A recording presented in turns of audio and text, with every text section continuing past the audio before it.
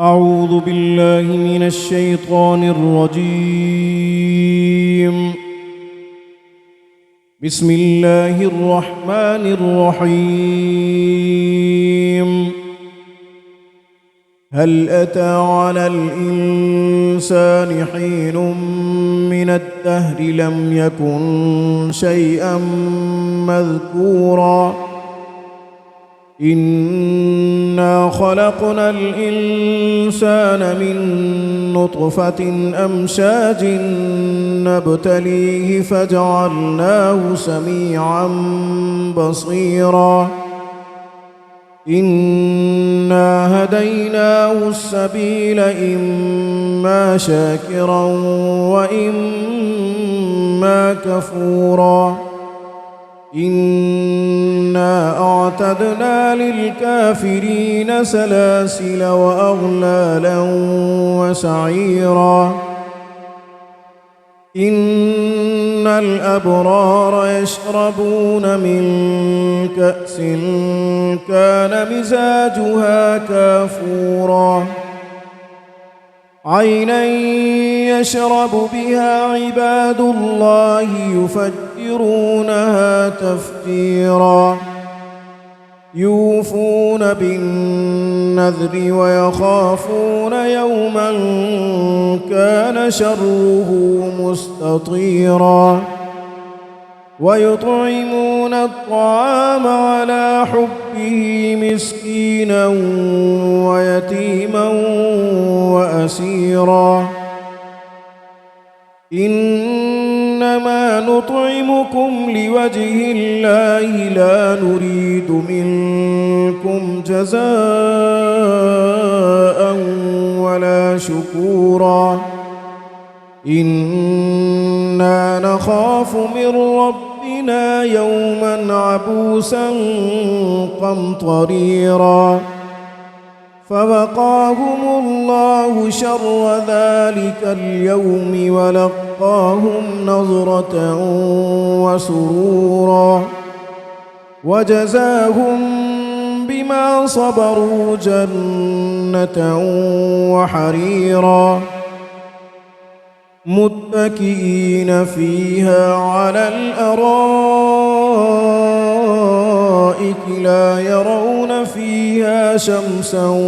ولا زمهريرا ودانية عليهم ظلالها وذللت قطوفها تذليلا ويطاف عليهم بآنية من فضة وأكواب كانت قوارير من فضة قدروها تقديرا ويسقون فيها كأسا كان مزاجها زنجبيلا عينا فيها تسمى سلسبيلا ويطوف عليهم بلدان مخلدون إذا رأيتهم حسبتهم لؤلؤا منثورا وإذا رأيت ثم رأيت نعيما وملكا كبيرا عاليهم ثياب سندس خضر واستبرق وحلوا أساور من فضة وسقاهم ربهم شرابا طهورا إن هذا كان لكم جزاء وكان سعيكم مشكورا إنا نحن نزلنا عليك القرآن تنزيلا فاصبر لحكم ربك ولا تطع منهم آثما أو كفورا واذكر اسم ربك بكرة وأصيلا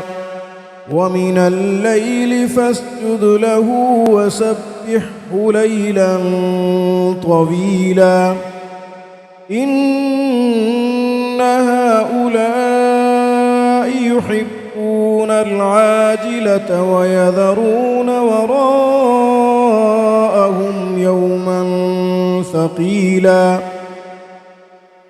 نحن خلقناهم وشددنا أسرهم وإذا شئنا بدلنا أمثالهم تبديلا إن هذه تذكرة فمن شاء